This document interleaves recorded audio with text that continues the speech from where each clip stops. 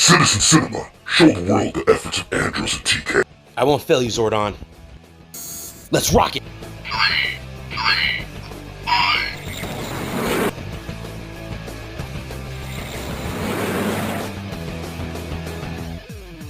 Cinema, I am here with the cast of Power Rangers Bloodline. How you guys doing today? Doing great. Tired. Very tired, but very good. We're here on set with you guys all day. So, what is the origin of how this series started and came to be? Oh boy, that is a very Loaded question. loaded, but yeah, this started a long time ago. This is not something that we just sat down and we decided like a year or two ago. We're like, oh, let's do something about Power Rangers Space or something like that. No, this has been in the works for 7 years, 8 years, maybe. I don't know, something like that. Maybe 5 since I've known, or 4 maybe since I've known personally. I think it's been 5 that you've known. Yeah, sure. And it's like 6 or 7 years altogether. This thing all came into play all that time ago when a good friend, Rando Ray, also known as Rando Calrissian, also Rando 20XX. He's like family, and he came up and he said, he gave me kind of like a what if scenario. A what if scenario, specifically, what would Andros and Zane be doing now? 20-something years after Power Rangers in Space. Just an aftermath type of thing. Yeah.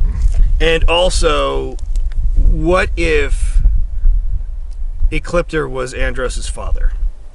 Yeah. So, yeah, that's what... Okay, fine. Fast forward. Chris is a dear friend of mine. I've met Rando through Chris as well. Shout out to Rando. And I think it was one serendipitous evening where we were talking about the project. They brought it to my attention, and it still kind of stayed a what if. It was potential storylines and story beats and plot points, and also if we were to do it, how would we do it? But again, this is all production what ifs. Yeah. And then years later, Nerdbot Studios and myself kind of had a joint timing, if that made sense. They wanted to do a Ranger show. We were talking about getting the Ranger show off the ground, and then from then on out, yeah, it's been, let's make it happen. Let's make it happen. And here we are. It went from what if with Andros and Zane. It was almost intended to be like a Devil May Cry / buddy cop kind of opposite ends type of thing, yin yang type of thing. Much. Yeah. And then turned into, hey DJ, you're half black and half Asian. You could be the son of da da da. I'm like, okay, yes please. That's exactly how that worked too. And then later on, it's just like, you could also direct and write. And I'm like, wait. That's also how that worked. What? And here we are. Sorry, I'm not even sure if that answer even worked. That worked perfectly. So specifically, why did you choose this direction for the story arc with how everything played out for the characters? Happy accidents. Yeah, it's a funny thing because we were talking about this before. The original series that Andros comes from, Power Rangers in Space, is extremely Star Wars based. I know. It's some might think it's subtle. Others might think that they were bashing her over the head with it. I don't know. Shout out to the Dagobah system. Yes, to the Dagobah system. Essentially, the idea was kind of like, the show already did that. And we're not taking anything away from the show. Like, anything that was on the show, that's canon. That stays in there. But the show already started with, like, a Star Wars-y kind of feel. Sure. So it's like, okay, how can we take that further? How can we one-up that? How can we do it better? And there's another show out there that we both really love called The Mandalorian, which is very Star Wars-y. So it's like, can we take what we're doing and kind of give it a look or feel, not like, hey, let's copy that or anything like that, but like, just a feeling to it. So I'll hop in a little bit. So essentially, love to the property, love to Power Rangers. This wouldn't be here without that. with that said, because that exists, we wanted it to be different. We wanted to take that foundation, expand upon it, but also piggybacking off of The Mandalorian, to me, that's taking the IP, but giving it a different twist. But it's familiar, but also adds so much more depth to it, because it's not necessarily your dad's Star Wars, it's not necessarily your son's Star Wars, it's literally taking a property and giving it such a grounded direction where it is intimate character development, relationships, and execution. So with Bloodline and with the Andros character specifically, he was very adamant about making it, we're not going out of our way to make it mature, but it is mature. Yep. You will hear damn it's. You will hear the word kill versus the word destroy. You will see very specific character directions that the show itself may not be willing to take the risk to do, if that makes sense. And you will also see him with one eye. Now, specifically with your character, DJ, what was the starting point for wanting to make him a fused ranger? Cool. All right. Fair enough. We felt like it was important because Chris is, and I love this about the guy, he's always been adamant about the fact that regardless of what others may even say, he says that, oh, TJ was still kind of the leader. It was kind of my show, but TJ was the team leader. I was kind of my own thing that accepted them. If anything, his team is Zane, and in our headcanon, I'm pretty sure it's been kind of flourished on in terms of his old team probably bit the dust. Yep. That's the reason why they have the other astromorphers. So he has a team, and now we have these new Earthlings. So it's like, okay, I accept you, but I'll do this by myself. Andros was more of a Sixth Ranger than the Sixth Ranger, to be honest with you. Yeah. So to answer your question, paying homage to TJ, it was the opportunity of what if TJ did take on the mantle of the in-space Red Ranger, since he no longer needs that power type of thing, but also the respect of TJ being the first black Turbo Red Ranger. He was a Turbo Ranger first. So again, referencing to Rando, he's always been great about concept designs and conceptual designs, and taking that, but also being adamant about keeping him a red, ended up with just, you know what, there's some bare bones here as far as kind of making an amalgamation of both powers. Let's just make him a red fusion. Respect to both franchises, and also being his protege.